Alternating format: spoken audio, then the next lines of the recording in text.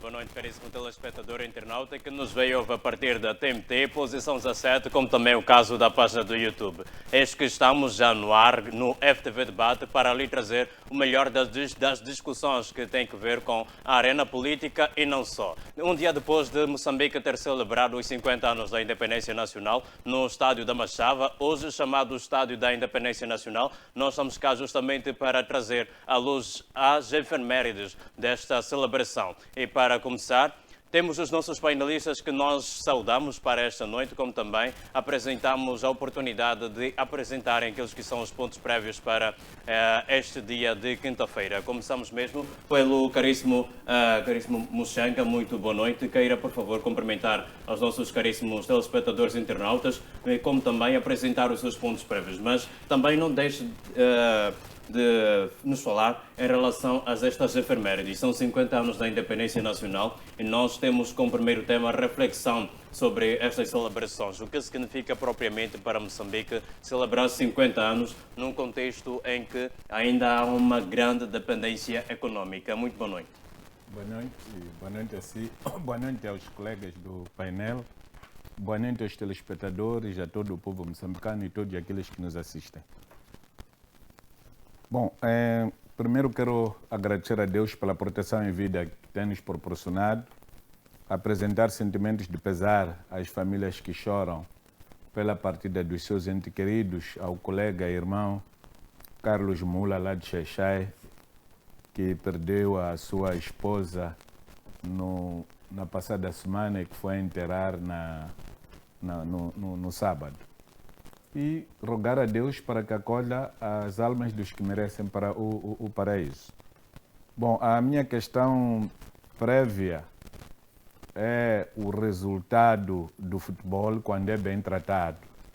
Fiquei muito lisonjeado ao ver uma equipa da África do Sul a jogar para os clubes do Campeonato das Nações, assim como o meu maravilhoso Benfica, que até chegou a conseguir se apurar para os oitavos da final, e dizer que esta é uma maneira de dar riqueza aos clubes de futebol.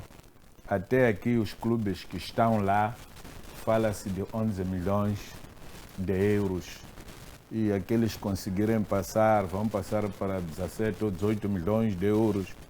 Aquele que for à final derrotado vai ter 26 milhões de... Quer dizer, então é muito dinheiro que está a ser jogado para beneficiar os clubes. Eu espero que a nossa Federação Moçambicana de Futebol encontre parceiros desta natureza para ajudar a valorizar os clubes que jogam no Moçambola.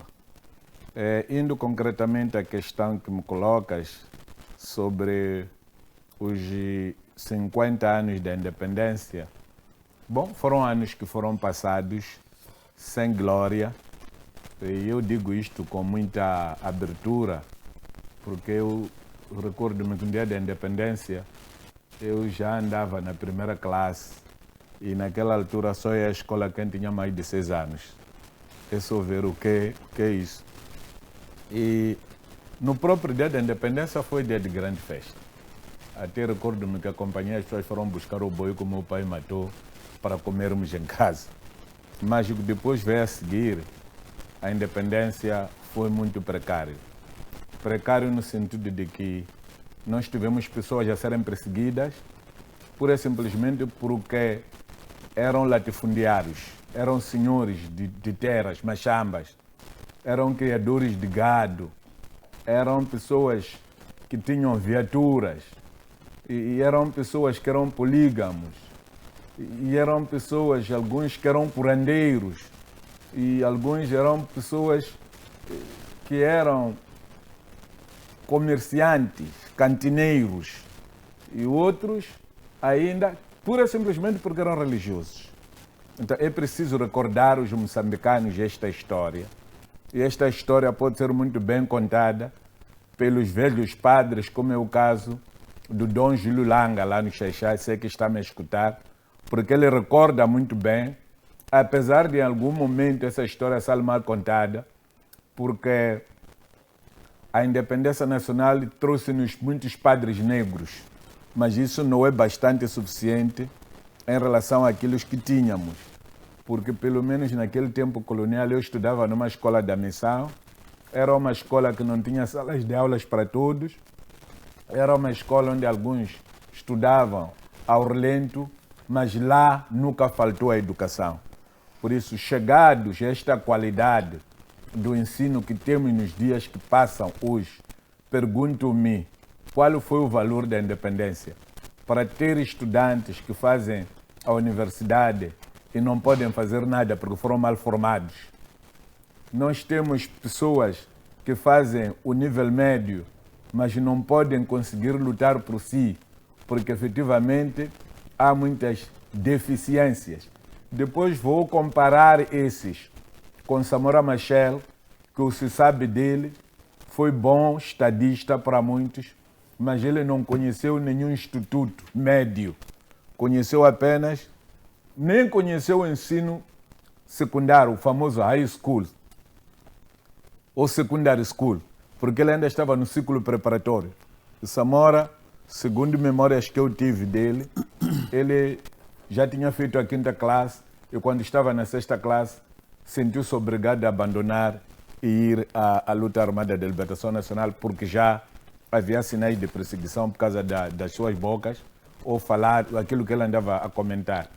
Para dizer que é preciso nós voltarmos para esses. Eu conheci alguém aqui que foi diretor nacional de enfermagem, que era colega de Samora na escola, ficou a fazer o ciclo preparatório.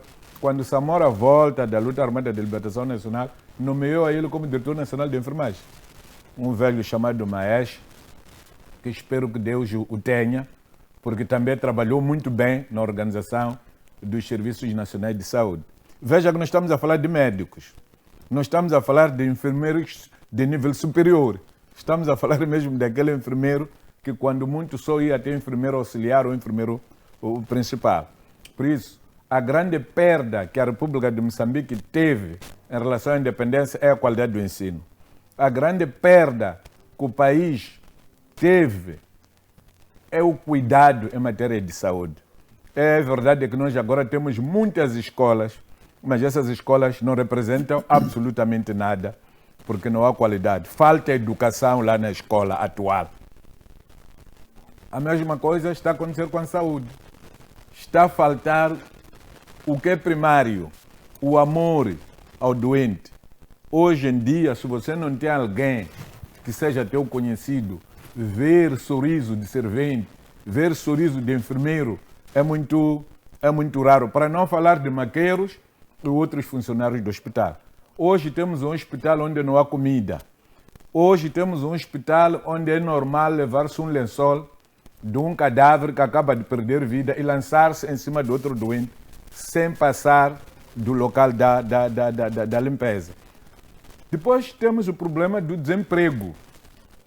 Este desemprego que surge do fato de tudo aquilo que tinha sido nacionalizado ter sido privatizado numa economia de mercado selvagem perpetrado pelo governo do presidente Joaquim Alberto Chissano, onde a maior parte das empresas foram entregues à bandeja aos altos dirigentes da Frelimo para transformar indústrias em armazéns. Por isso, hoje, a Avenida das Indústrias na Matola virou a Avenida dos Armazéns, considerando que até o Estado da Machava, que devia manter o nome de Estado da Machava, porque isso nos junta mais rapidamente, passou para outro nome. Podíamos mudar também a Avenida das Indústrias para ficar Avenida dos Armazéns, não faria muito mal ao povo moçambicano.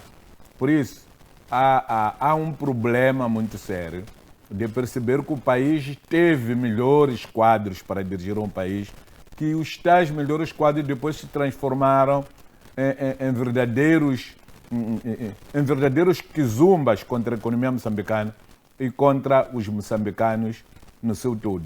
Nós temos hoje institutos de formação em saúde, em tudo o que é canto.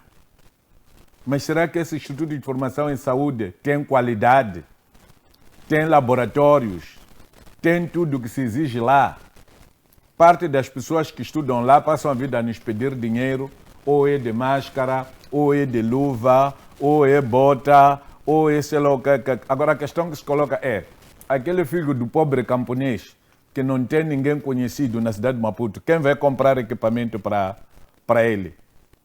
Então, são muitas coisas de que podemos falar. A última questão que nós podemos fazer referência agora é a questão da segurança de pessoas e bens.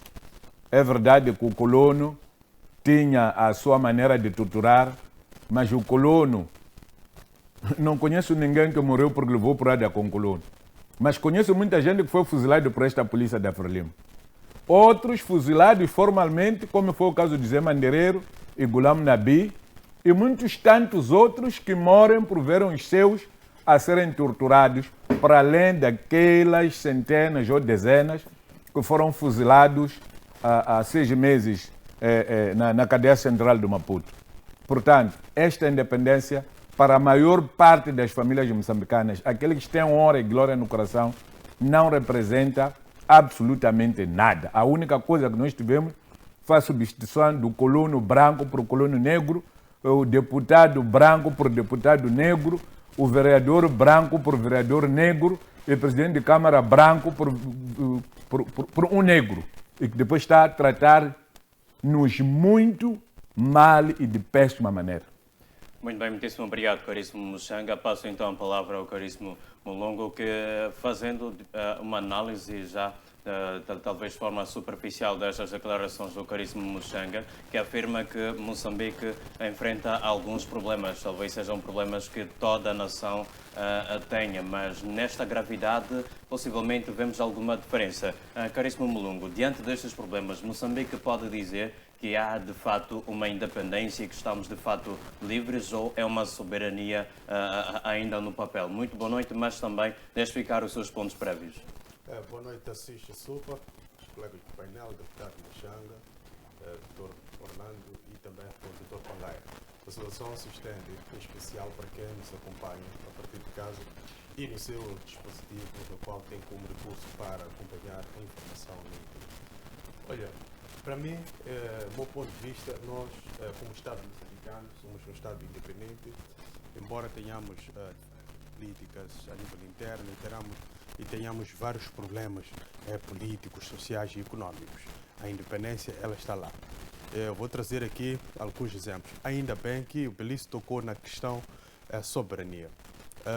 Quando da eclosão da guerra entre Rússia e Ucrânia, vários Estados a nível internacional tomaram posição. Tomar posição significa que o grupo do Ocidente coletivo aplicou sanções à Rússia. Então, aquele que não tinha como aplicar sanções podia apoiar de uma forma moral, apoio moral, à vontade da Ucrânia, que era, de facto, defender-se de um agressor. Isto se pegarmos o direito internacional público.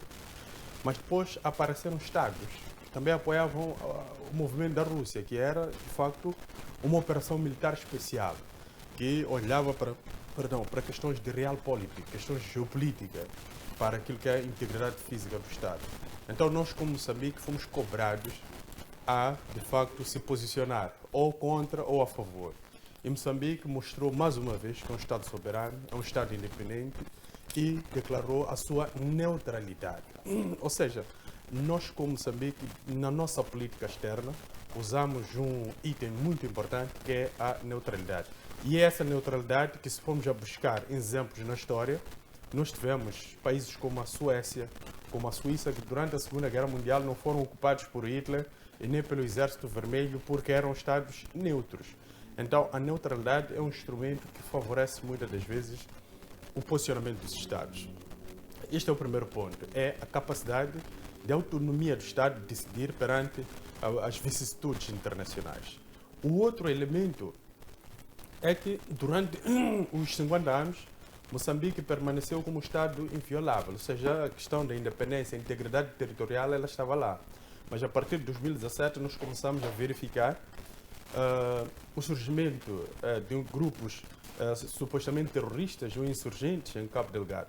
Então isto abriu um espaço para que nós tivéssemos uma parte ou uma parcela do nosso território ela violada. Mas a boa parcela nós ainda temos controle como Estado. Apesar de termos essa dificuldade do Estado estar presente em todo o território através da representatividade dos seus órgãos representativos. Quando digo órgãos, estou a falar de instituições que representam o Estado. Uma delas são instituições sociais, como hospitais, escolas, polícia, etc. Então, olhando também para essa vertente, eu creio que Moçambique é um Estado soberano. Agora, onde é que nós, de facto, começamos a ter problemas? E tanto que ouvimos muito bem no discurso do presidente Chapo, mas também de várias outras figuras que interviram neste processo todo. É na questão econômica. Na questão econômica, o Estado moçambicano tem vários problemas para poder se declarar independente. Por quê? Porque não é. Porque Moçambique, o seu orçamento ainda depende de instituições de Bretton Woods, como o Banco Mundial e o FMI. E essas instituições, muitas das vezes, elas impõem agendas ao Estado. E quando há, de facto, instituições a impor agenda num determinado ramo, significa que temos um problema ali por resolver. Então, a questão da independência econômica, ela como tal ainda não foi efetivada. Ainda é algo que está num processo de criação de um plano, se calhar, para a médio e longo prazo, nós conhecermos uma independência. Mas também temos que recordar um determinado ponto aqui. É que a independência, depois de conquistada, ela precisa de manutenção. Ela precisa se efetivar na sua plenitude. E este processo, ele não foi fácil, ou não está sendo fácil. Tivemos, depois da própria independência, a Guerra dos 16 anos, moçambicanos dentro do território nacional a reivindicar um espaço democrático na qual eles pudessem, de facto, ter a opção de escolha a nível das elites políticas. E depois disso, que culminou com uma democracia multipartidária a nível nacional, nós tivemos vários outros eventos que, de facto, inviabilizaram um pouco o processo de extensão do Estado moçambicano. E eu creio que este, como sendo um problema interno, ela não impede, de facto, a marcha da independência. A independência, ela está lá. Se estes movimentos surgiram a reivindicar uma forma mais aberta, mais contemplante de atuar na política, significa que estão a atuar num quadro em que eles prevê ou sentem-se mais moçambicanos em relação àqueles que também estão no poder, que também sentem-se mais moçambicanos em relação a este grupo. Então significa que perdão, a independência está lá, ou seja, as figuras elas pensam num ambiente em que já vê um espaço de poder exercer a sua política. E, de facto, isto nos levou muito bem à questão democrática que o Grupo Renamo lutou por si para poder conquistar. E conquistou muito bem. Hoje somos um Estado democrático, ainda também em processo de construção. É verdade que um dia, se calhar, teremos que discutir, depois da construção da independência, este processo de construção, como é que está o processo de construção democrático. Também é um outro debate. Mas temos que perceber que a soberania do Estado, Moçambique principalmente, tendo em conta aquilo que é a lei, ela reside no povo. Então, como é que está o povo perante esta questão da soberania? Se formos a procurar elementos, se calhar podemos aqui concordar que o povo ele só exerce a sua soberania, se calhar, no momento de processos eleitorais, quando vai depositar voto na urna. Esta é a percepção primária do exercício da soberania do povo. Mas se nós formos a fundo, podemos resgatar até aquilo que é o discurso do presidente Samora fazer da escola a base para o povo tomar o poder, significa que o povo ainda padece de um determinado tipo de conhecimento para poder, de facto, tomar o poder. Quando se diz tomar o poder, não é assaltar a Ponta Vermelha, não é assaltar as instituições de soberania, é tomar o poder, a dianteira, fazer os trabalhos, fazer atividades que, de facto, no final do dia, orgulhem o país. Mas há um déficit que essas últimas manifestações, só aqui para fechar, vieram confirmar. É que há problemas de patriotismo em Moçambique. E esse problema do patriotismo começamos a verificar através da polarização. Ou seja, aquele que apoia a Renamo não é muito bem visto por aquele que apoia o Podemos. E aquele que apoia o Podemos também não é muito bem visto por aquele que apoia a RENAM, que apoia a Frelimo ou o MDM, e vice-versa. Então, começamos a perceber que há uma má interpretação da ideia de ser patriota.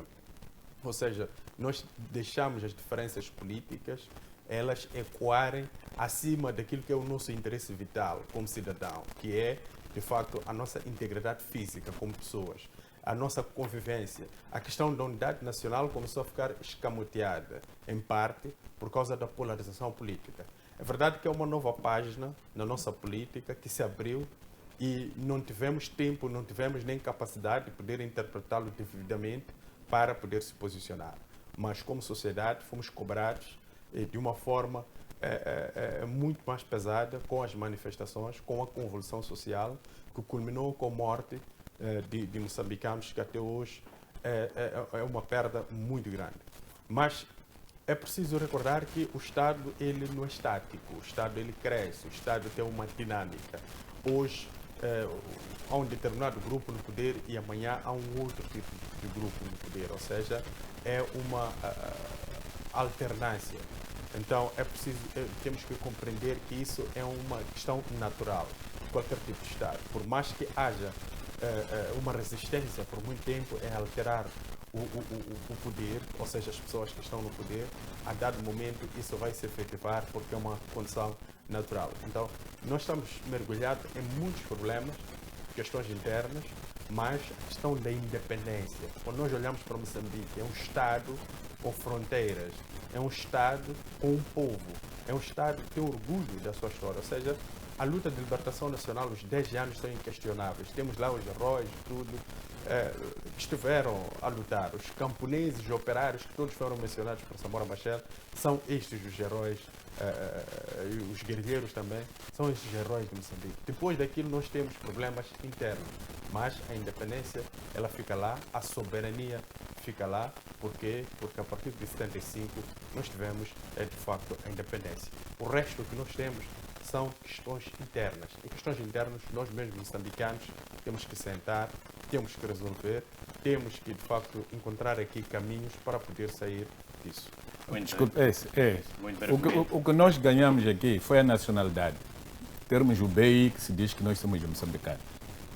Esta coisa de fronteiras e não fronteiras, colega, as províncias têm limites, que também podem ser consideradas fronteiras, os distritos têm limites, até os postos administrativos de localidade.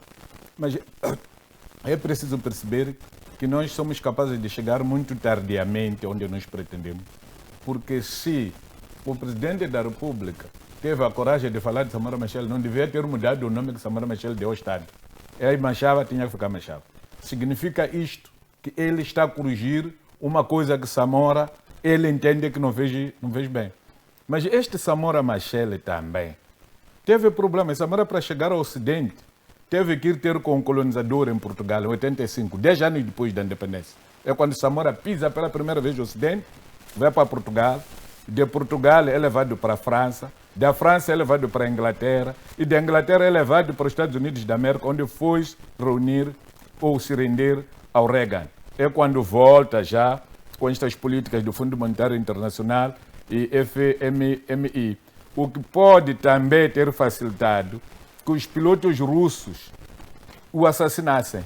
Eu ainda continuo a subscrever aquela teoria de que Samora foi vítima da conspiração russa feita através dos seus pilotos kamikazes preparados para virem o assassinar por ter traído os russos. Por isso, temos que ter em mente que a guerra terminou em 92, passam agora mais de 33 anos ou 31, mas como é que estamos na saúde, na educação, na segurança pública, na justiça e no trabalho, como exemplo?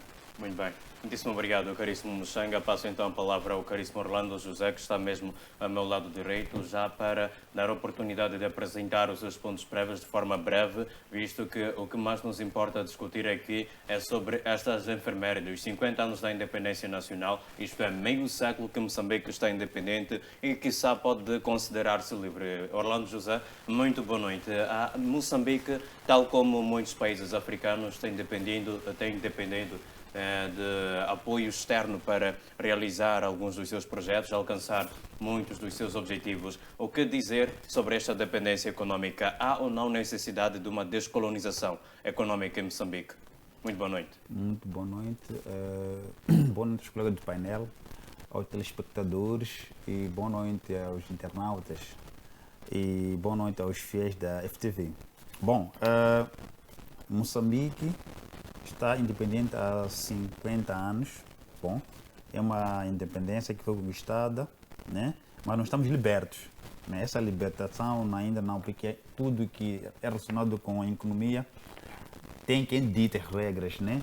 A questão dessas... Moçambique ainda está dependente em tudo. O dinheiro tudo é de fora, as decisões, as suas políticas administrativas também é o patrão que dita. Então, esta parte de independência está subdividida, né? Como dizia aqui o Dr. Mushanga, somos dependentes, nós usamos as terras, temos o BI, como moçambicano e tal, mas essa liberdade de independência econômica ainda não temos, né? Moçambique depende do FMI, depende de outros grupos econômicos internacionais para os seus serviços conseguirem terem vida. Quer dizer, nos 50 anos, se formos a ver aquilo que é o histórico, né? É que de tudo que o colono deixou, não está nada aproveitado. Vamos falar sobre as indústrias Mabores, etc. Por aí tal. Moçambique importava vidros, não faz nada mais. A questão do pneu não faz mais, até bicicleta importava nada. Hoje em dia, até agulha, Moçambique tem de comprar fora para aqui. Então, Bateria Tudor. como? Bateria Tudor. Sim, então, tudo isso que Moçambique tinha como patrimônio, né, deixado pelo colono, não tem nada. Está tudo quase na sua inexistência. Então, isso é complicado. Que esses 50 anos já é uma reflexão. Uma reflexão, primeiro, é que de tudo que tínhamos de valor já não temos, perdemos. E como que nós devemos conquistar isso, né? Então, os 50 anos não vamos só ser um jubileu de anos, mas temos que ver que tipo de vida que Moçambique tem dentro desses 50 anos, olhando desde base, né? Nós debatimos aqui nesse painel sobre a questão do condições mínimas e básicas da população moçambicana, né? O próprio trabalho em si. Então, tudo que tínhamos como valor, perdemos já há muito tempo, não temos mais. Isso é complicado. Bom que houve algumas coisas que foram desafios, tudo bem, mas a maioria das coisas, Moçambique perdeu, não tem nenhum valor sobre isso. Então, e outro assunto que eu trago aqui tem a ver, por exemplo, com esta mudança do nome do estado da Machava, né?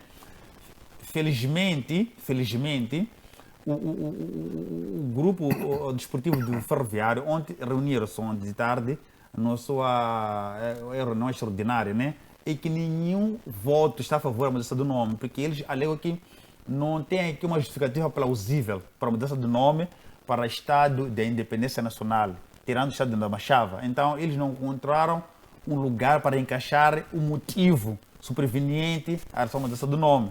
Então, todos os sócios votaram contra a mudança do nome. O que ficou é que vai esperar a Assembleia Geral sobre o mesmo debate. Significa que a proposta não foi aceita. Houve um anúncio, mas antes os donos do campo não aprovaram esta mudança. Significa que a proposta chegou naquele momento que foi anunciada. Não houve previamente, foi uma precipitação que houve ali de que não, Moçambique Estado da Machava agora passa para ser Estado de Independência Nacional, mas os donos do campo disseram que não, que é SFM, né, Clube Desportivo de Ferroviário de Maputo, não aceitou isso, né? Está ainda em banho-maria essa mudança de nome, não foi aprovado. Bom, e outra coisa que eu trago aqui é sobre o Conselho do Estado. Conselho do Estado. Eu estava vendo aqui no artigo 163 sobre esta coisa do Conselho do Estado. O chefe do Estado tomou posse em janeiro, né? Tomou posse em janeiro, mas vamos ver aqui no Estatuto, significa que o chefe do Estado tinha aqui um prazo específico, né? Primeiro para que a tomada de posse do Conselho do Estado, e que até agora não tomaram posse, né? Não tomaram posse. Houve a primeira reunião que infelizmente foi adiada, alegando a agenda de trabalho por aí tal. Mas aqui está claro aqui no Estatuto do próprio Conselho do Estado, né? Como que isso deve ser tratado, né? Só vamos ver que, por exemplo, no artigo 6, né, do próprio Estatuto, né, invoca aqui que o Conselho de Estado, né, olha, o Presidente da República tinha 60 dias, né, quer dizer, que após a tomada de posse, para o Conselho de Estado tomar a posse, né, os que foram indicados, os que foram por direito é automático, né, o segundo mais votado, por aí tal, isso não aconteceu. E isso aqui é um atropelo à lei. É um atropelo à lei, porque um chefe de Estado, daquele momento que ele toma posse, é preciso criar uma base. Como é que ele está a trabalhar agora? Em que forma ele está a executar as suas ações, né? Porque até hoje o Conselho de Estado ainda não tomou posse. Estamos com ladainhas políticas já lá, para cá, mas tudo é claro aqui, né? Deve ter tomado posse e, contrapartida, organizar o seu elenco, que são os antigos chefes de Estados, ao primeiro-ministro, o presidente da Assembleia da República, o segundo candidato mais votado, esse do mais até agora ainda não aconteceu. E isso aqui é um atropelo grave para o chefe de Estado naquilo que é a posição dele como tal. E não só. Temos aqui questões do Venâncio Mondlane, né? Que agora está a incorrer processos de crimes, depois notificações, de um lado para o outro tal. Mas eu acho que a posição de Venâncio Mondlane neste momento é diferente do anterior, né? Nós não podemos olhar esses assuntos como se fosse uma questão de favor que alguém faz a outra pessoa. Quando alguém toma posse num determinado cargo, tem que espelhar o estatuto. O que a lei lhe confere? O que tem que fazer e como deve fazer? Isso ajudaria muito aquilo que é o Estado de Direito Democrático. Isso seria uma reflexão profunda dentro de 50 anos. Como que é a observância da lei na nossa República de Moçambique? E como que ela é implementada, como que ela é executada. Porque vamos já ver, por exemplo, essas coisas vamos lá, de lei, muitas das vezes tem um tratamento especificado para determinadas pessoas e também tem um tratamento para outras pessoas. Isso não pode. A lei ela é transparente, é transversal, não tem aqui alas, né? Vamos lá ver, por exemplo, o artigo 14, né? Fala sobre a questão de imunidades. Ok, se Venâncio Mondlane agora, por exemplo, ele está a ser notificado, né? E está correndo processos de crimes por aí e tal. Como é que fica a posição dele como o segundo mais votado e membro do Conselho de Estado? Porque o próprio Estatuto diz que quem quebra a imunidade é o próprio Conselho do Estado, através do quê? De uma votação, né? Havendo motivos supervenientes como tal, quebra-se a imunidade, né? Mas de lá para cá, nós ainda não vemos esse grupo a tomar posse. Estão lá outros como benefício. Temos lá, por exemplo, o presidente do Podemos, está lá, vamos ver, já está a curtir na energia popular as regalias do membro do Conselho do Estado. Temos já os outros por aí, tal, já estão lá. E os outros, como é que eles ficam? Qual é o tratamento que é dado? Falou-se aqui também a questão da imunidade. O presidente da República diz que em Moçambique não há um dispositivo legal sobre a imunidade. Isso não é verdade. Não é verdade. O que acontece com a lei da amnistia? Assim, quer dizer que disse que não era possível que essa lei da amnistia a favor desses estão detidos agora. Mas isso não aconteceu com a verdade. Só voltar um pouco para trás, houve dois momentos. Em 2020, houve-se a lei da amnistia, que era para quê? Por causa da questão de Covid, né? Houve perdão das penas, por aí tal, etc. E depois, no âmbito da desmobilização de 2015, se não estão a errar, houve também a lei da amnistia sobre 2019 sobre os homens armados. E aí está. E agora, por que já avoga-se que não há espaço para a questão da lei da amnistia a favor desses jovens que estão detidos por causa dela? Porque a lei da amnistia, qual é o objetivo, qual é o campo maior sobre esses assuntos? É que a lei da amnistia, ela serve muitas das vezes quando há tumultos, né, que estamos por causa do conformismo, o desconformismo do cidadão que se encontra no determinado território que é o nosso de Moçambique, por causa da forma como ela é governada, né?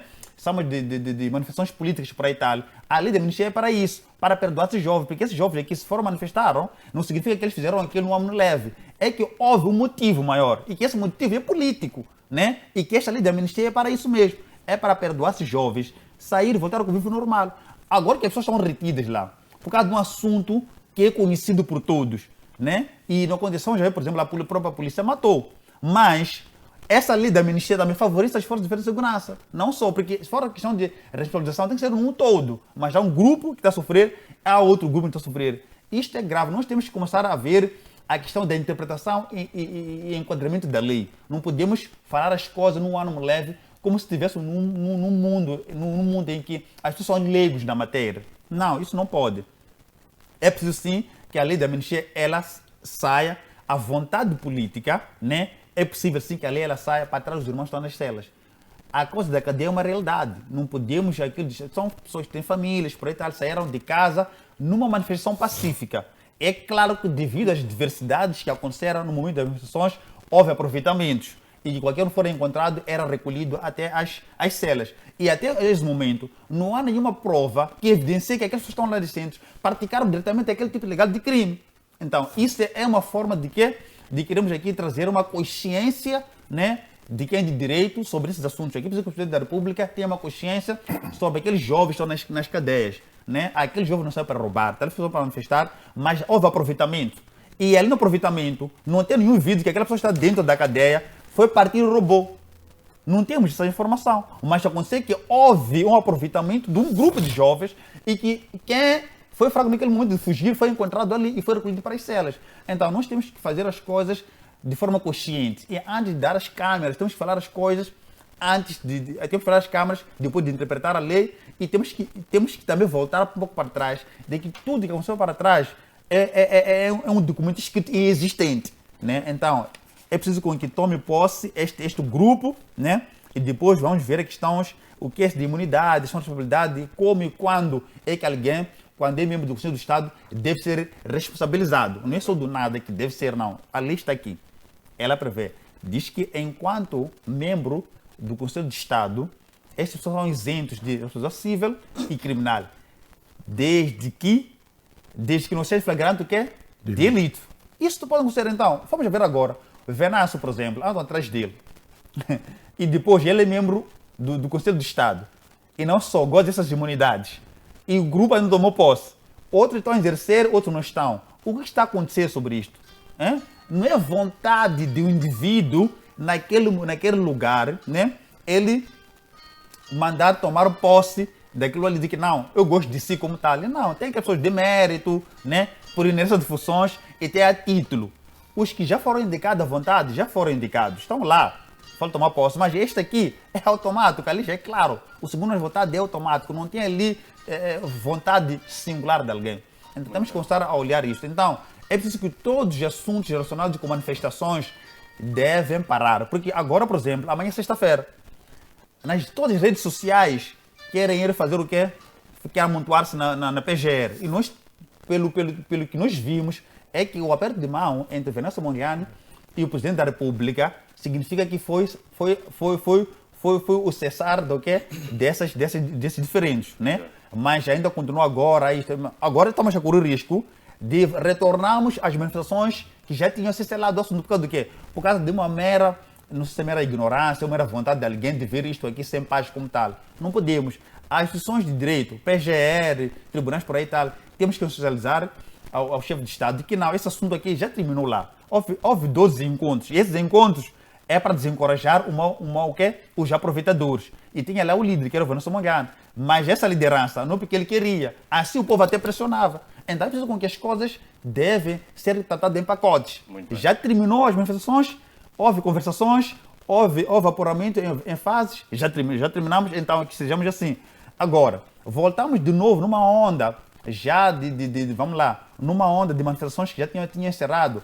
É que o nosso país vai ter que retardar novamente, a economia que tinha se levantado vai ter que retardar novamente, porque nesse grupo que vai se amontoar ali, haverá aproveitadores. Um vai pegar pedra, talvez, não sabemos. Outra pessoa vai pegar katana, não sabemos. Outra pessoa vai pegar... Não sabemos o que está acontecendo. Porque o país ainda não ganhou uma estabilidade após as manifestações. Mas agora temos que voltar de novo. Por causa do quê? Porque as pessoas assim o querem. Porque se assim não quisesse, ia cumprir com o que a lei invoca, o que a lei diz, para que nós tenhamos um país de paz e de harmonia. Então, nós estamos a pedir com que essas coisas todas devem parar. Temos que tratar o moçambicano de igual modo para todos. Não há lei do moçambicano pirata, não há lei do moçambicano original. Não há lei de quem é do poder, não há lei que não é de quem é do poder. A lei é para todos. E essa lei tem que servir para todos. tanto os da oposição, tanto os que estão no poder, tanto aquele que está em casa a ouvir agora neste momento, tanto aquele que está vendendo no mercado, as leis é para todos. Então, as leis estão aqui, devem ser estritamente observadas, né? E deve ser estritamente o quê? Elas enquadradas a caso de cada caso. Muito bem, muitíssimo obrigado, caríssimo Orlando José. Passo então a dar a oportunidade de também trazer o seu entendimento em relação a este primeiro tema que já está a ser discutido ao professor Pangaia. Bem, professor Pangaia, muito boa noite. Por favor, apresente os seus pontos prévios de forma breve para esta noite, mas também deixe ficar o seu comentário em relação a este primeiro tema que já está aqui a rolar nesta mesa do FTV Debate. A intenção primária da chamada Unidade Nacional era justamente trazer um simbolismo de que o povo moçambicano era de fato unido em todos os aspectos, desde a parte da luta para o alcance da independência econômica, até mesmo na questão da educação e tolerância política.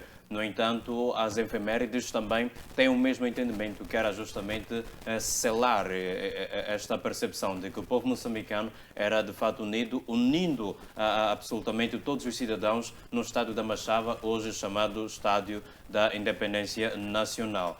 Como fazer com que as efemérides dos 50 anos da Independência Nacional, que já aconteceram ontem, seja de fato um momento de celebração e unidade nacional, não apenas uma celebração estatal ou protocolar. Muito boa noite, professor Pangaia. Boa noite para si, boa noite, colega do painel, boa noite, telespectadores. Vamos poder partilhar um tema interessante este, que tem a ver, neste caso, com os 50 anos da independência em Moçambique. Meu ponto prévio, primeiro, tem dois. O primeiro tem a ver com a rotação dos administradores ao nível do país. Os administradores foram eles rodados, saíram de um distrito para o outro, mas, no entanto, ao proceder isso, mostra que o governo está satisfeito com o seu desempenho nos anos anteriores. Mas a sociedade mostrou o desagrado com o desempenho deste governo. Então temos aqui duas posições antagônicas que colocam o governo e a sociedade. A sociedade saiu à rua para poder manifestar o seu desagrado no concernente, sobretudo, aos serviços sociais prestados por esses administradores distritais. Mas, no entanto, o que aconteceu aqui foi o governo poder fazer a permuta de um distrito para o outro. Era preciso que o governo tivesse uma mensagem. Perceber que o levantamento que a sociedade teve tem muito a ver com o desgosto relativamente ao desempenho dessa autoridade local, que é o administrador. Mas, no entanto, não ocorreu essas mudanças. O governo tem, neste momento, sobretudo, o chefe do Estado, Daniel Francisco Chapo, para poder rever este cenário. Buscar novos atores ao nível dos distritos. Esses atores que foram permutados não mostraram não terem um desempenho que pudesse trazer uma satisfação por parte da sociedade. Aliás, já existem esses murmúrios ao nível dos distritos. Outro ponto prévio tem a ver com o professor Cabluto de Inhambane, que foi suspenso, que ele não aceitou que ele pudesse reduzir o tamanho do cabelo, e a escola entendeu que ele estava a poder transgredir aquilo que é a postura de um professor, a ética de um professor. Até pode ter suas razões. Mas agora o que está a acontecer é que a mesma postura que essa escola tomou, a Comissão Política do Partido Frelimo deveria também tomar essa postura, suspendendo aqueles que aparecem na Comissão Política de punks. É que não faz sentido. Eu acho que aquela escola ela teve uma indicação clara de que um professor deve dar exemplo. E é isso que deve acontecer. Então, a comissão política deve aprender daquela escola. Vendo membros da comissão política de PANC, que não faz sentido que ele faça uma situação dessa. Que lição está a trazer para a nossa sociedade? Esses eram 2 pontos prévios e eu acredito que a comissão política brevemente vai ter que reagir ou vai dizer que o professor tem que voltar, porque aquela atitude é correta, ou vai ter que também suspender o membro da comissão política com PANC. Vamos falar agora relativamente à questão dos 50 anos da independência nacional. Naquilo que eu aprendi, eu tive momentos interessantes com o antigo ministro das Finanças, Magid Osmani. Tive também momentos interessantes com Marcelino dos Santos. E esses momentos deram-me oportunidade de conhecer a história de Moçambique e, para além de ter lido vários outros livros, vários outros relatórios relativamente aos 50 anos de independência. Nós vamos poder subdividi-los em 4 períodos. O primeiro período seria o período a seguir à independência de Moçambique. 1975 a 1992, o 92 foi o Acordo de Paz. Quais foram os principais acontecimentos que ocorreram durante esse período? Foi um período que o novo governo, o governo moçambicano, o primeiro governo moçambicano, optou a questão do socialismo, a ideologia socialista para poder dirigir o país. Essa opção não foi aleatória, foi em face da postura dos países ocidentais durante a luta de libertação nacional, em face também desses países ocidentais terem sido aqueles que colonizaram a África e não podia em nenhum momento apoiar as independências. Neste caso, quem apoiou a independência de Moçambique foram mais países socialistas. E, por conseguinte, no término, provavelmente foi nisso que o país acabou também adotando o socialismo no país. Esta situação entristeceu o Ocidente, que, maioritariamente, estava no bloco capitalista. E a partir dali, obviamente, havia aquela crivagem entre esses 2 blocos, o capitalismo e o socialismo. Cada um deles queria ter o protagonismo para dizer que os países que optam por um desses blocos, eles são os melhores. E, neste caso, o campeão de tudo isso foi o capitalismo. Nessa situação, nessa senda da opção pelo socialismo, que acabou criando alguma clivagem para o país, também tivemos outro momento que foi das nacionalizações. Depois de optar por isso, foi-se questionar, neste caso, a propriedade privada. E, por conseguinte, optou-se pelas nacionalizações da banca, de seguros, da carbonífera. Mas aqui na banca, houve uma exceção de um banco apenas que não foi nacionalizado, que foi a Standard Bank. Mas, no entanto, devido a essas situações, começamos a ter uma saída massiva dos portugueses no país. Segundo a literatura, nos mostra de mais de 100 mil portugueses abandonaram o país. E também tivemos outra situação que foi a ação do governo sul-africano, a ação do apartheid. O apartheid, ele foi sempre combatido pelo presidente Samora Machel. Em todos os discursos que Samora Machel dava, sempre pediu às Nações Unidas para que pudesse poder remover o apartheid na África do Sul. E isso entristeceu bastante ao regime da África do Sul, do governo sul-africano. E é nesse contexto em que a África do Sul começa a reduzir a recepção dos imigrantes moçambicanos nas minas da África do Sul. Tínhamos, nessa altura, cerca de 120 mil minério sul-africano, moçambicano que estava nas minas da África do Sul, a África do Sul reduziu esse número para 40 mil. Reduziu inclusivamente a quantidade de carga que estava sendo exportada através do porto de Maputo em cerca de 40%. E essas ações acabaram criando uma certa crise econômica no nosso país.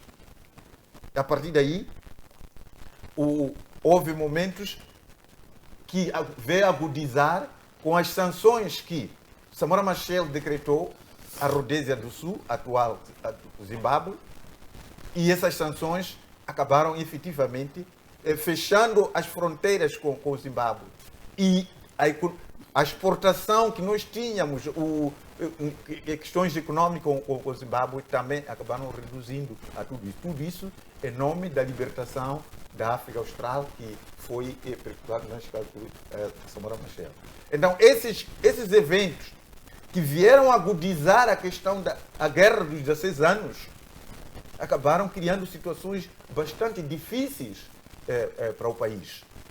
O país regrediu imensamente em termos das suas indústrias. Veja só que o colonialista português deixou o país com uma economia de referência ao nível de África. Era uma das melhores economias em África que tinha antes da independência.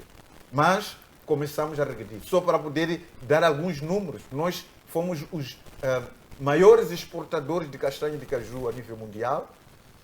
Fomos também bons exportadores de algodão, caroço, carvão, igualmente. E tivemos essa questão do maior palmar do mundo. É esse cenário que os portugueses deixaram o país na altura em que saíram, entramos na independência. Mas essa indústria acabou sendo escamoteada em face desses cenários que aqui acabamos de nos referir.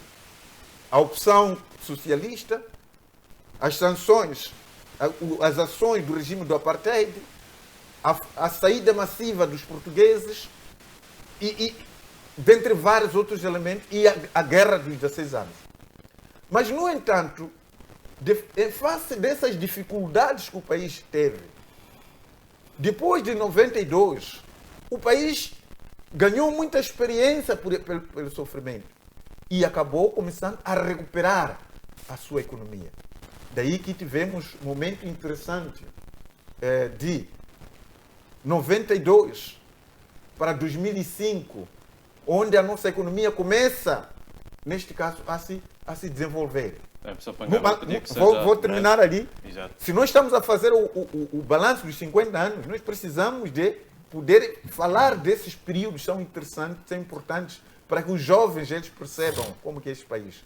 Então, nesse período, 92, 94 para 2005, houve, neste caso, o rescalonamento da dívida externa que o país teve, houve perdão da dívida externa que o país teve e começou, neste caso, a recuperar a sua própria economia. Depois disso, nós tivemos um outro momento, que foi o momento de 2005 a 2014. 2005, 2014 foi o período de milagre econômico que o país conheceu. Então, é neste período em que, infelizmente, quando o país começa a desenvolver-se, chegou até a ter um PIB de 8% anuais. Então, os governantes começou a colocar esse país como um país rico e assim a se envolver em projetos tão custosos através das dívidas que estava a fazer. Quer dizer, pretendia-se consumir aquilo que ainda não estava a ser explorado devido às descobertas que o país tinha tido. Então, começou a ver que não, nós já teremos muito dinheiro, por isso agora já é a altura de poder consumir. E é por isso mesmo que no último período, 2015 até então, despoletam as dívidas que tivemos. Temos o terrorismo no país. Temos a corrupção generalizada. E até hoje nós estamos nessa situação. Mas olha, que ilações que nós podemos... o país neste momento devia tirar. Estamos independentes, de fato. Na verdade, nós vamos dizer que nós não estamos independentes. Se a independência é soberania, então quem hoje vai dizer que o país, o Moçambique, é soberano? É soberano em que sentido? Todas as políticas públicas são ditadas. As próprias eleições são ditadas. A própria economia é dependente de outro. Onde está a soberania? Eu gostaria de saber, as pessoas que falam de que Moçambique é independente, se elas concordam de que independência significa soberania.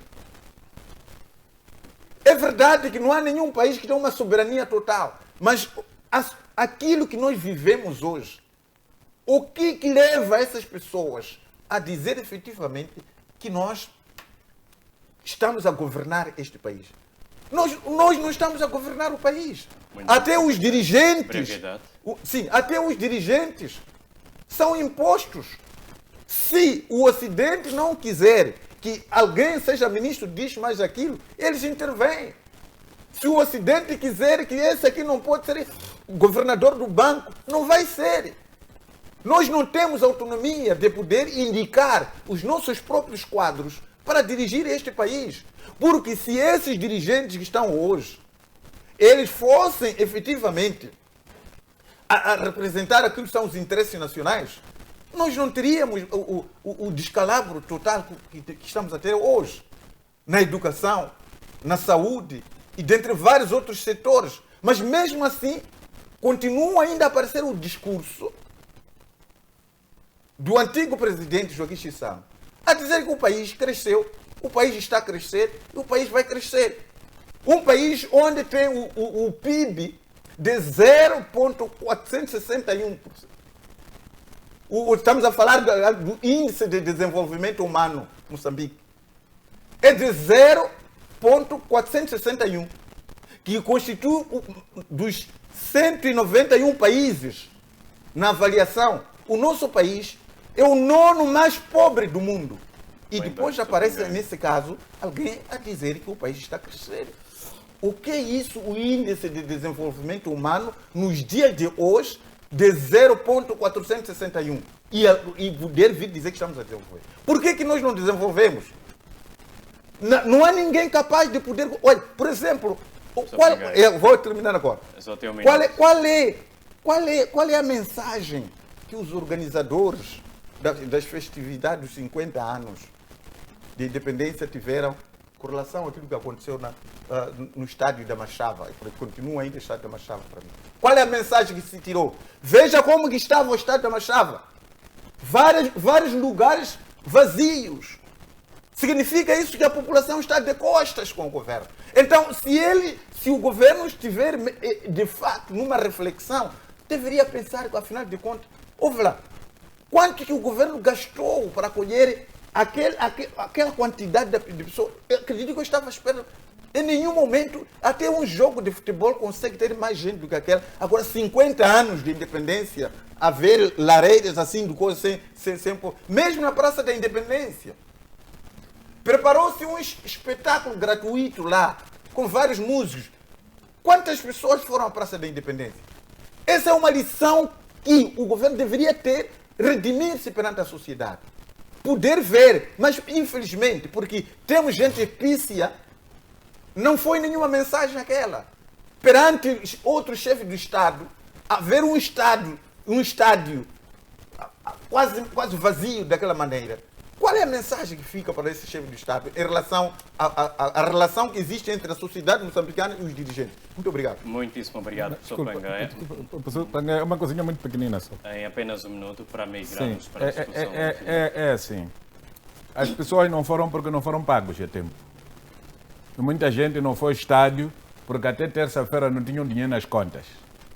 E eu cruzei com muita gente, agora há bichas no banco hoje, porque as pessoas não foram pagas a tempo.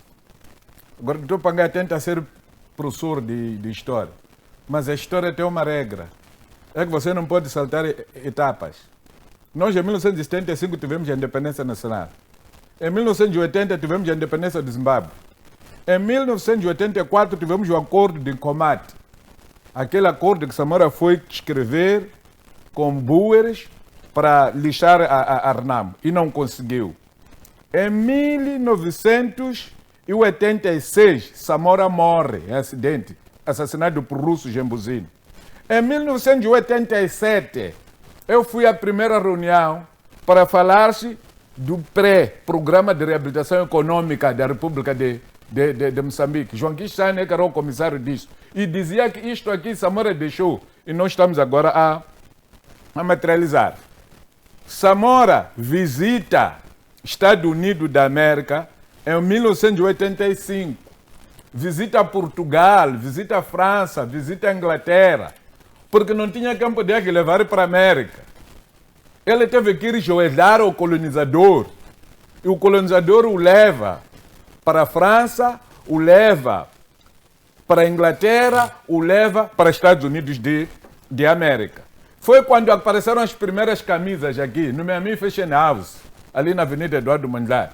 E eu recordo-me, foi nesse tempo que morreu o pai de Samora e a tia, e nós fomos distribuir as camisas pretas e brancas, porque aqui não havia nada, só estavas a vender algodão, aquela coisa de sisal, e outra coisa que se vendia era chá grue, chá sei lá o que. Não havia nada aqui na cidade. Nós tínhamos beber cerveja ali, a comer 2 pratos de carapau. Se o professor não sabe disso. Então é preciso que o professor tenha em mente quando é que houve a queda do muro de Berlim e quando é que Gorbachev toma posse na Rússia. Foi em 89. Portanto, os 2 professores de história, nomeadamente Marcelino dos Santos e Ali Majid Osman, que eu tanto respeitava, mentiram para o senhor. Foram te dar aulas erradas. Se fosse médico, havia de matar pessoas. Desculpe, olha, é o Já seguinte. não temos Não, tanto calma, tempo um para minuto. pegar. Foi uma questão contraproposta para mim. Sim. Aqui eu estou a dividir a história de Moçambique em 4 momentos. Os aspectos que o Dr. Muxanga está a revelar estão enquadrados em cada um desses 4 períodos. Eu falei aqui do primeiro período, o período a seguir à independência nacional, 1975 a 92. Dentro desse período, eu destaquei os aspectos que considerei importantes para mim. Se o Dr. Muxanga, dentro desse período, tem outros aspectos a acrescentar, não há problemas. Aqui estamos numa televisão, não era possível enquadrar todos os aspectos que ocorreram dentro desse período, de 75 para 92. E depois, o segundo período que eu subdividi foi depois do Acordo Geral de Paz, 92 a 2005. Procurei ver quais são os aspectos fundamentais que ocorreram durante esse período. Seguido a esse período, 2005 a 2014, também tivemos outros eventos importantes, que aqui eu me referi. Não há nenhum desses eventos que o Dr. Muxanga vai dizer que não ocorreram. Essa questão do pré, que está a dizer, não chegou a ser implementado o pré, porque o governo moçambicano percebeu que nós estávamos em guerra. O pré previa a redução do poder de compras, previa a redução do valor. Nesta altura, a nossa moeda não tinha valor de compras. E, por conseguinte, não havia condições que o nosso governo pudesse implementar o pré. Então, o que aconteceu neste caso? Foi nessa altura em que começa-se, até 1987, introduz-se a economia do mercado. A economia do mercado foi em resultado de poder ter visto que o pré-programa de reabilitação econômica não era consentâneo com a situação atual que o país tem. Então, eu escolhi esses eventos importantes. Depois disso, eu escolhi o período 2015 para 2005, agora 2005. Período onde despoletam as dívidas ocultas que foram feitas devido à questão de quando começa a descobrir os recursos minerais, o país começa a comportar-se como quem tem, já é rico, como um Catar. Essa é a razão que começa aí a construir a Vila Olímpica, Zimpeto, o Estádio Nacional do Zimpeto, dentre Ponte Maputo-Catembe, com dívidas. Por quê? Porque todos os países, por conhecer os recursos que haviam sido descobertos em Moçambique, já estavam a abrir a mão para poder dar qualquer tipo de empréstimo. Então, uma vez havendo isso, queremos consumir agora antes das coisas poderem aparecer. E é isso então que veio minar a situação no período de 2015 até então. São esses elementos. Não há aqui nenhuma situação, uma história. Nós temos que subdividi-lo em períodos. Porque se nós pegarmos uma análise de 50 anos, sem que nós possamos buscar referências de cada período, isso pode nos trazer confusão. Então, é nesse contexto. Não discordo daquilo que o Dr. Mushanga disse. São eventos importantes que ocorreram neste período. Mas na minha explanação, não era possível que eu pudesse explanar todos os eventos ocorridos durante esse período. Por exemplo, essa questão da saída massiva dos portugueses. Há uns que sustentam de que a saída massiva dos portugueses adveio em face da questão das nacionalizações, ou mesmo das sabotagens. Uns dizem que é por causa das sabotagens. E as sabotagens obrigaram que Armando Emílio Guebuza pudesse dar 24 horas aos portugueses para sair do país. Outros dizem que não, Guebuza tomou essa posição porque esses indivíduos estavam a sabotar a economia moçambicana e, por conseguinte, ele tinha que dar 48 horas. Outros defendem que não, eles não ficaram satisfeitos com a governança. Mas são coisas que nós não podemos, aqui no tempo da televisão, poder esclarecer todas essas questões. Respeito aquilo que colocou, que são pontos importantes, mas não cabia aqui que eu pudesse colocar todos esses aspectos. Eu subdividi em 4 períodos, e em cada período busquei os aspectos relevantes e comecei a colocar. Acrescentou esses aspectos, são bem-vindos. Esses jovens precisam de conhecer isso.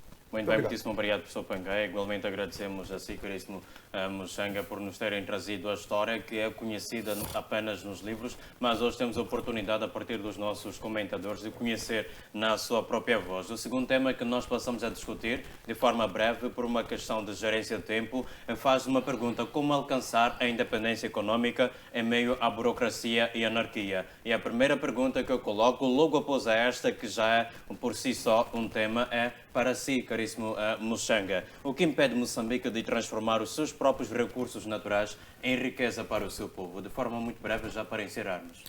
Primeiro, porque o país não está habilitado para produzir. Eu saí daqui do Maputo, fui procurar isto desde Ponta Douro até Inhambane, onde há negócio de transformação de mandioca em farinha ou mandioca para fazer cerveja. Até agora, ontem ou antes de ontem, um grupo de jovens está a denunciar alguém bem posicionado, que é advogado, que andou a aldrabar a eles e roubou-lhes os projetos.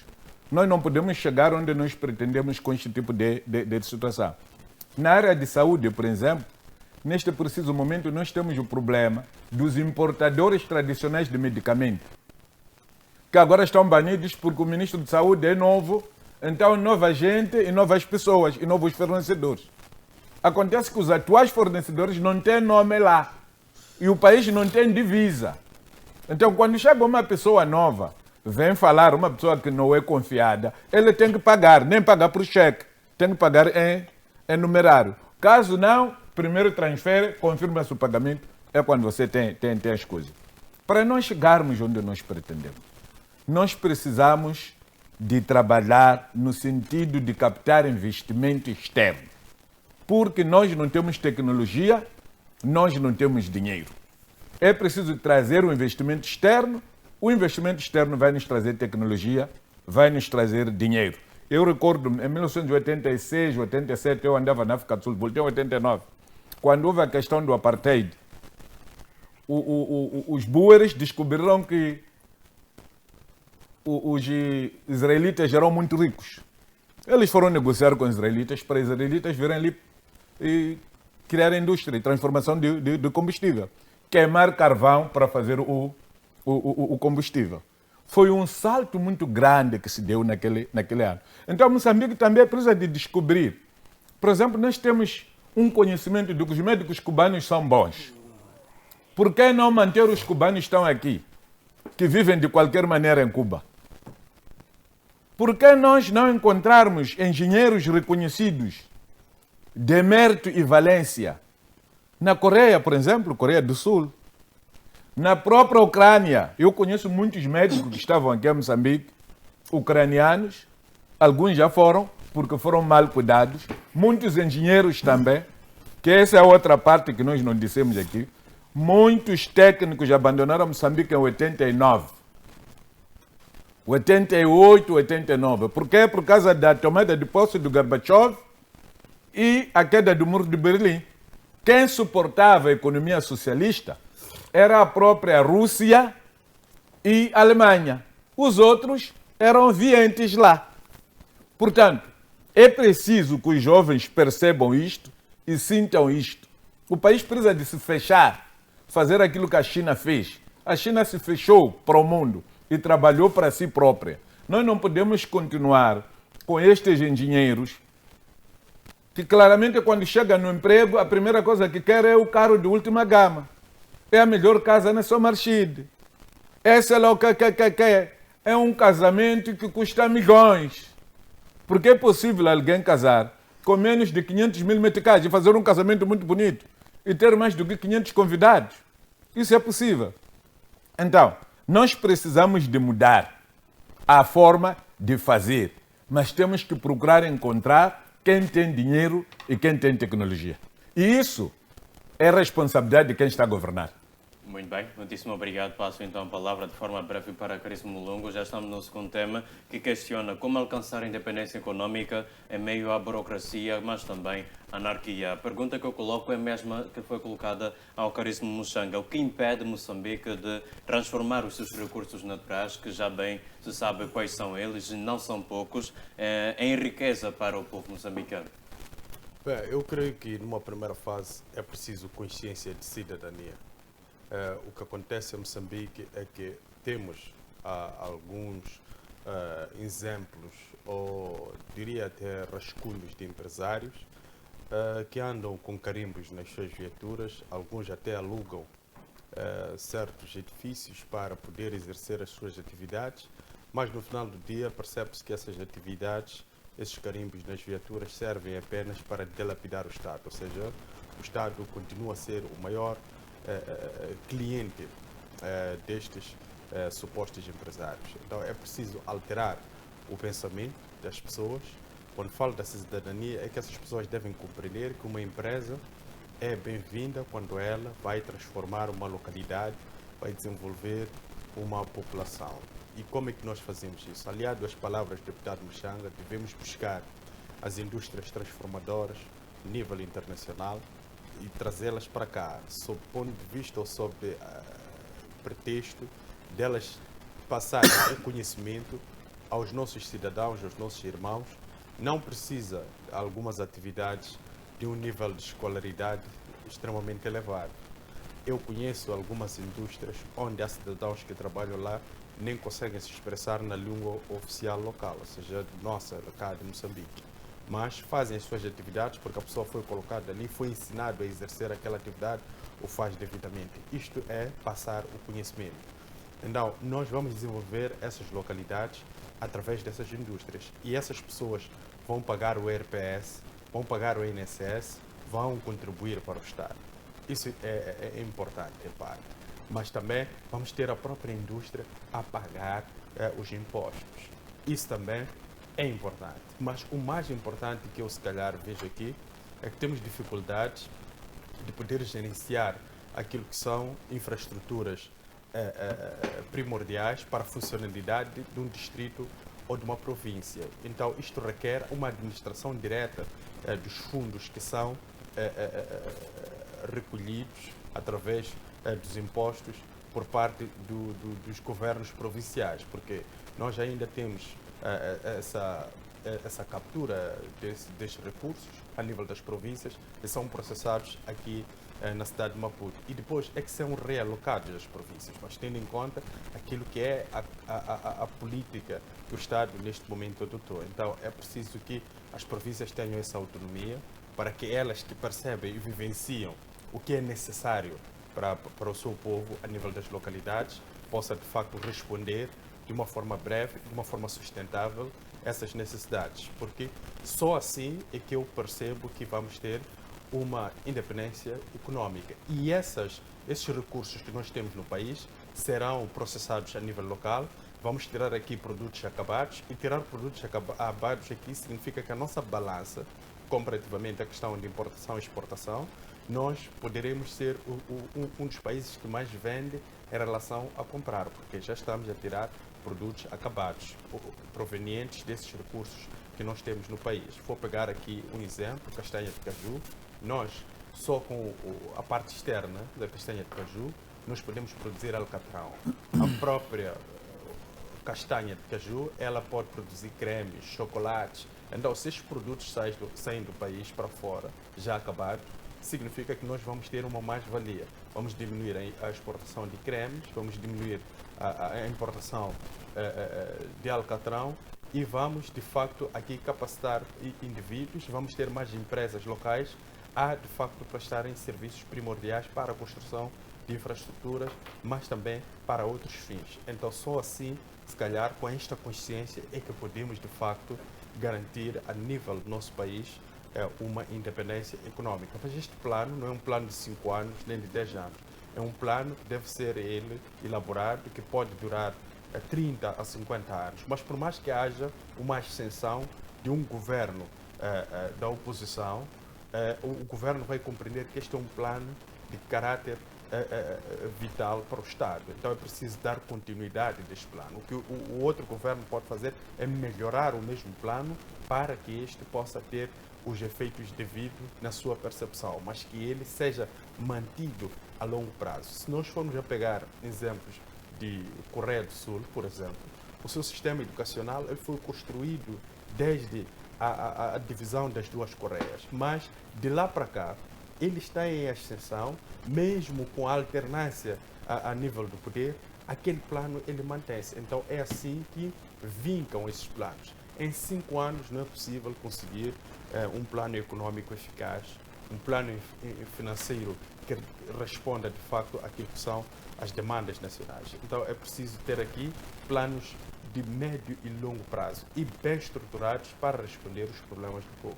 Muitíssimo obrigado, caríssimo Mulungu. Passo então a palavra ao meu caro Orlando José para responder a uma outra pergunta que faço apenas esta aula. A pergunta de fundo é mesmo este tema, que como alcançar a independência económica em meio à burocracia, mas também à anarquia. E o que se pretende saber agora, de forma talvez um bocado mais profunda, que já foi abordado já de forma superficial pelos nossos painelistas cá do lado esquerdo, é que estratégias é que devem ser adotadas para Moçambique romper com este ciclo de dependência a doadores, mas também a empréstimos? Muito obrigado. É o seguinte, vou pegar uma ala empresarial, né?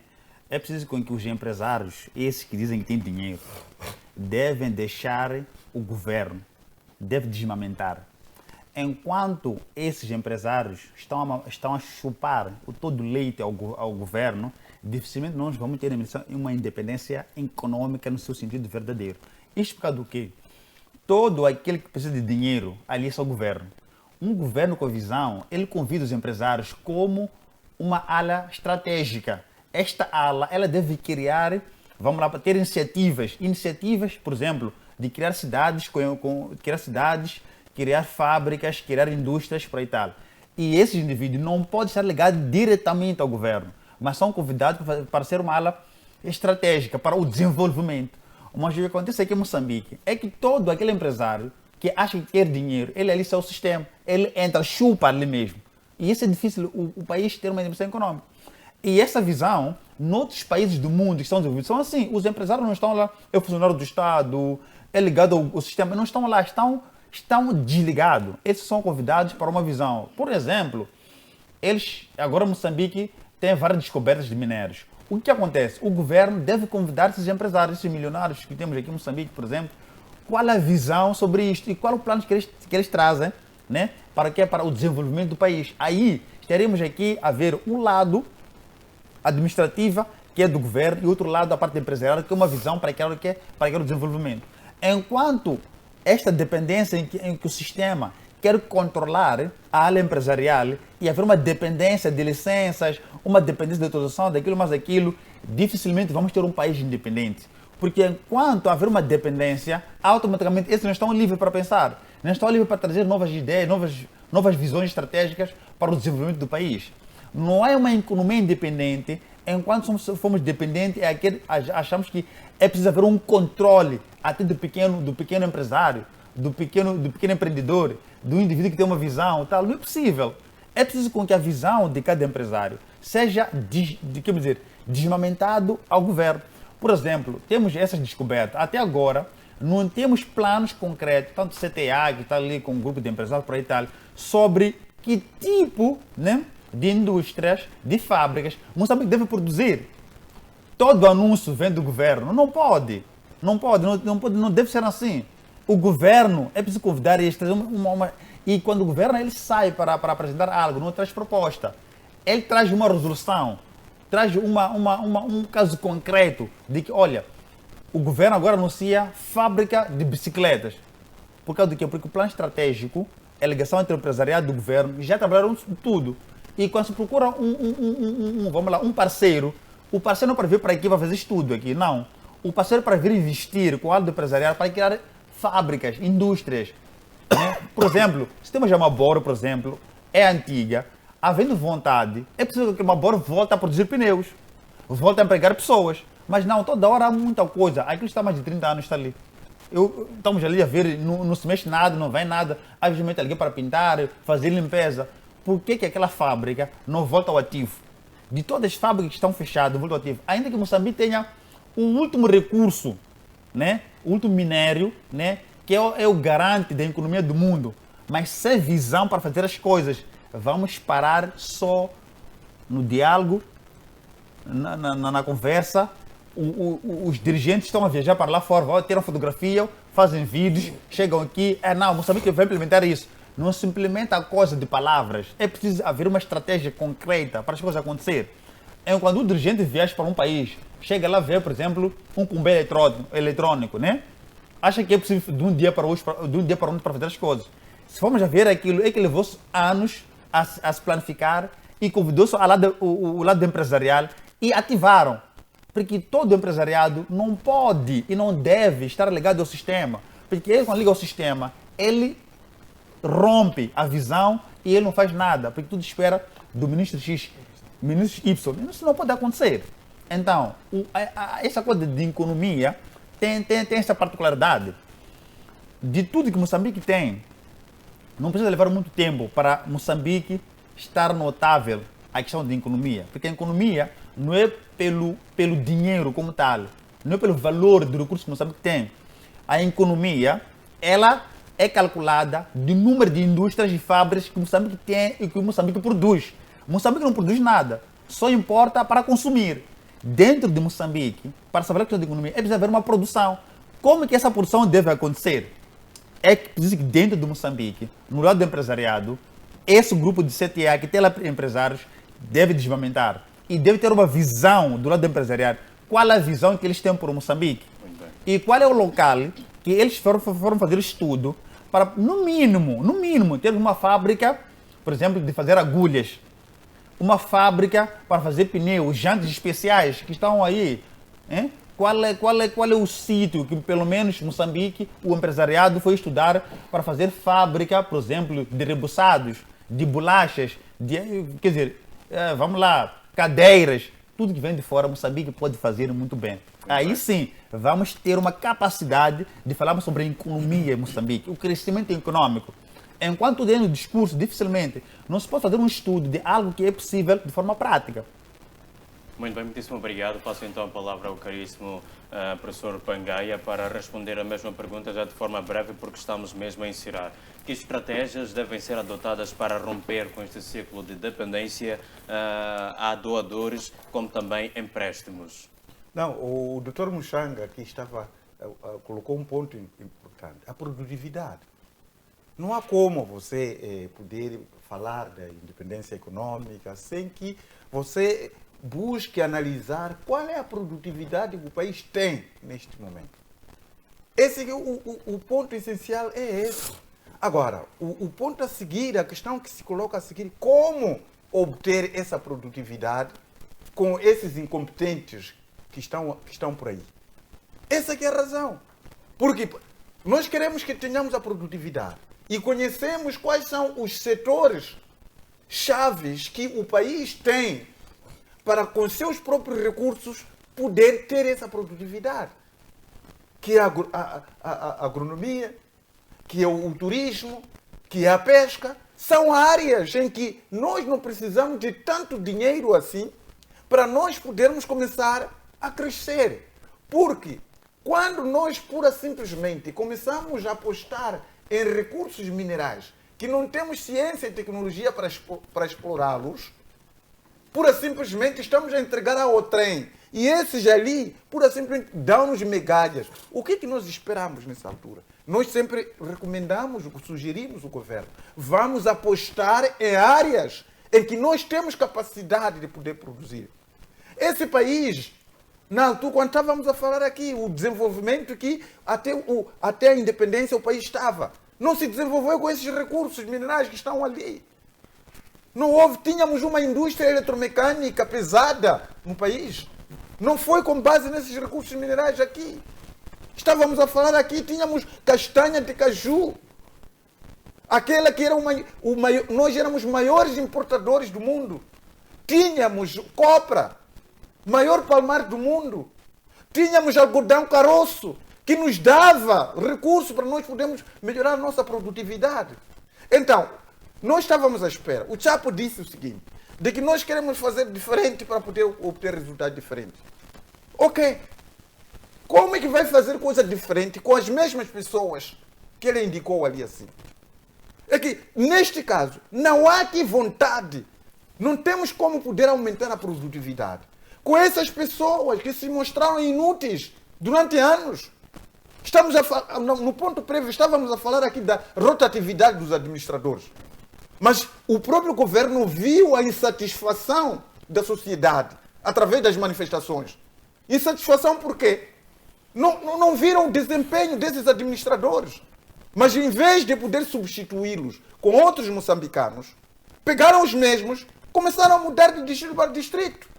O que é que esperamos numa situação desta?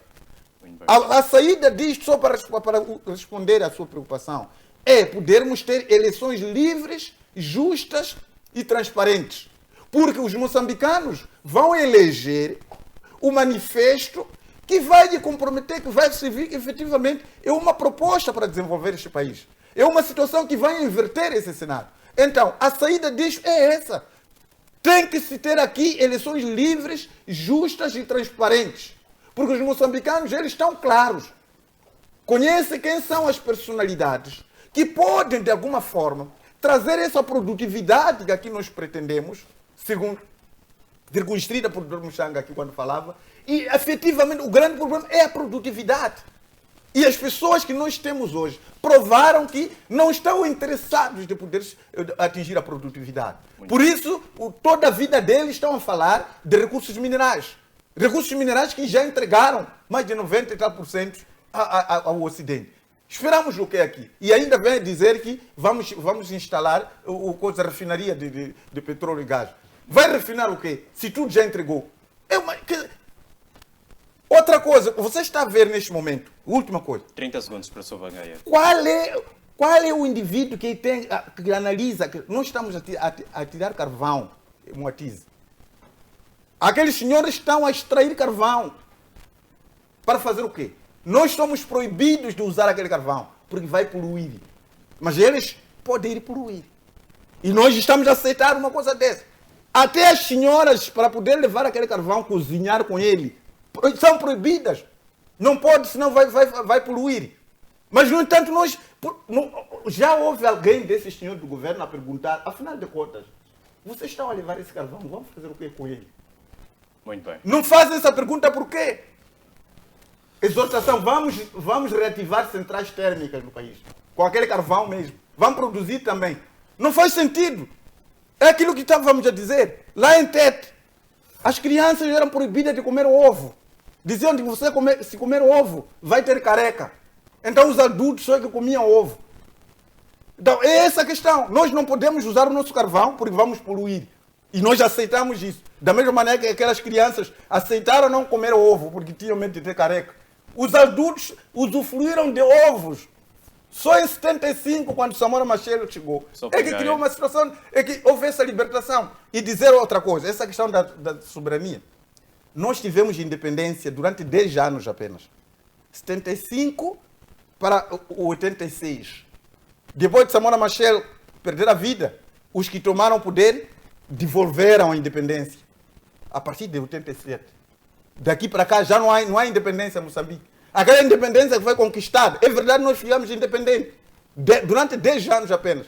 Mas depois os sucessores de Samora Machel venderam a independência. É isso que estamos a ver agora. Muito bem, muitíssimo obrigado, professor Pangai. Igualmente agradecemos aos nossos caríssimos comentadores que estiveram connosco, como também Mas, doutor, há uma questão simples. Não, é caríssimo o problema do vício. Estão a ver quantas bandeiras existem só na cidade de Maputo? Quanto é que custaram aquelas bandeiras? Esse dinheiro saiu de onde? Quantas fotografias de chapa andam aqui?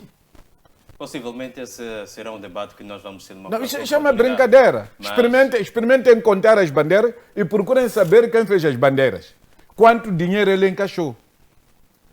Muito bem. Brincadeira. Muitíssimo obrigado. Igualmente agradecemos a si, caro telespectador internauta, que nos acompanhou do princípio até o final deste debate. É enriquecedor, que com certeza não termina aqui, mas o caro telespectador internauta está convidado a levar para a rua, para casa, para o trabalho ou onde quer que seja, visto que cada tema que é aqui arrolado é justamente para melhorar o seu estilo de vida, o seu dia a dia. Nós voltamos numa próxima oportunidade. Hoje foi diferente, passou na quinta-feira, mas na próxima semana voltamos para a quarta-feira, à mesma hora. Fique bem, tenha uma quinta-feira abençoada. Até lá.